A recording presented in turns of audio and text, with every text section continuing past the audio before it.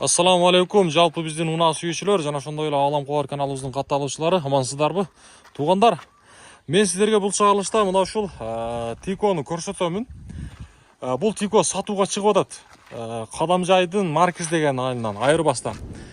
Тико издеген сиздин таанышыңыз болобу, кимиңиз болбосун, буюрса мына ушул чыгарылышыбызды ошол жака жөнөтүп койсоңуздар. Бул Тико өтө жакшы Тико, туугандар, себеп дегенде абалы жакшы экен. Мен өзүм да көрдүм. Без вложения, туугандар, эч мындай жасай турган жери жок. Мотор, ходовой, бүт бардыгы коробка жакшы. Жылы болсо 97. Мен сиздерге колумдан келишинче мына ушундай дөңгөлөктөрүндө көрсөтөмүн.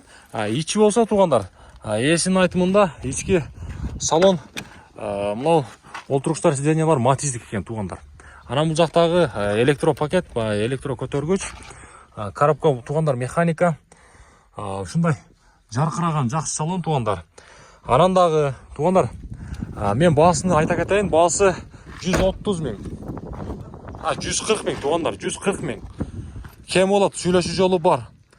Сөз түрдө мен сиздерге ээсинин байланыш номерин экранына коёмун. Же болбосо названияда турат, ошол жактан алып сүйлөшүп көрсөңүздөр болот. 140 миң албетте жолу дагы бар. Сүйлөшүп көрсөңүздөр болот. Мына үстү жагында мен сиздерге бир шара көрсөтүп кетейин.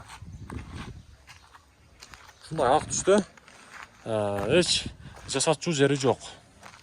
Алган адамга өткөзбөдөн Ооба. Бар жык нерсеси азыркы учурда өзүнүн экен. Эгерде ким ала турган болсо, өзүнүн атына дагы өткөрүп берет экен туугандар. Мына өтө сонун. Мен машинанын жүрүшүн дагы көрдүм туугандар. Эч баягындай тырык-пырык жери жок. Тикого сөз жок негизи. Тико издегендер мына сиздерге жакшы бир вариант.